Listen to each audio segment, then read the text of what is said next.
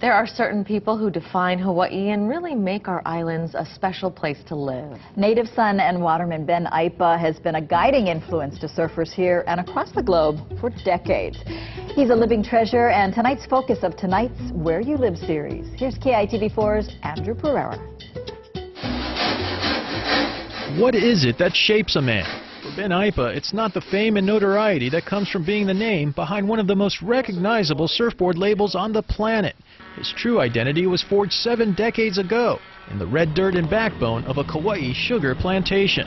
Hard work is not even in my vocabulary, okay? It's just a natural thing for me. I think back every time and I'm so stoked that I came from that time, that era, learning a lot. I mean, really learning a lot. Lessons of wherewithal and grit that Aipa carried with him from Kauai at the age of 9 when his family moved to Palama Settlement in Honolulu. It's there in the community pool that a kid once fearful of the ocean would learn to swim. And I used to sneak in there like about 3 o'clock in the morning and just go that deep. And this was going on for 2 weeks, then I got busted. I got busted. Like most things Aipa, Ben turned a negative into a positive. The man who busted him at Palama Settlement also made him an offer to forego the pool entrance fee. And I had 10 cents. So he told me that, hey, you know what? You work it off.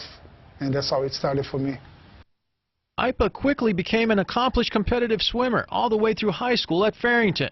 His prowess in the pool was matched only by his toughness on the football field. However, it was one particular day in Waikiki that would forever transform him, forging a love affair with the ocean that still entices him today. The white water turned me around.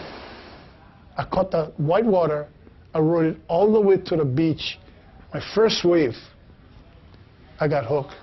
My very first wave. Aipa was 22, ancient if you ask any Grom, but soon Aipa was surfing more and more. After that first wave, fisticuffs in the lineup with surf shop owner Joe Koala would set him on a course with destiny. Aipa surfed non-stop 365 days, determined to get better than Joe. 3 years later, Aipa apologized. The most happiest thing of all, this the guy got me to shape my first board. This the guy that owned a shop called Inter-Island Surf Shop. And that's where I started. Aipa soon began shaping full-time and tackled the powerful waves of the North Shore like he tackled fullbacks. His 240-pound frame became a plus, and a new style of surfing was born. I never realized that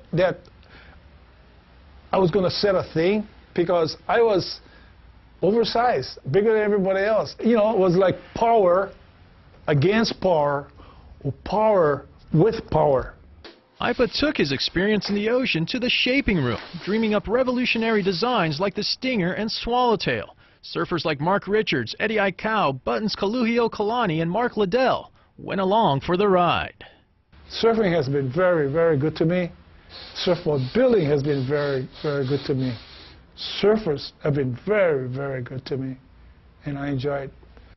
Through it all, the father of modern surfing, Duke Kahanamoku, has been looking over Aipa's shoulder.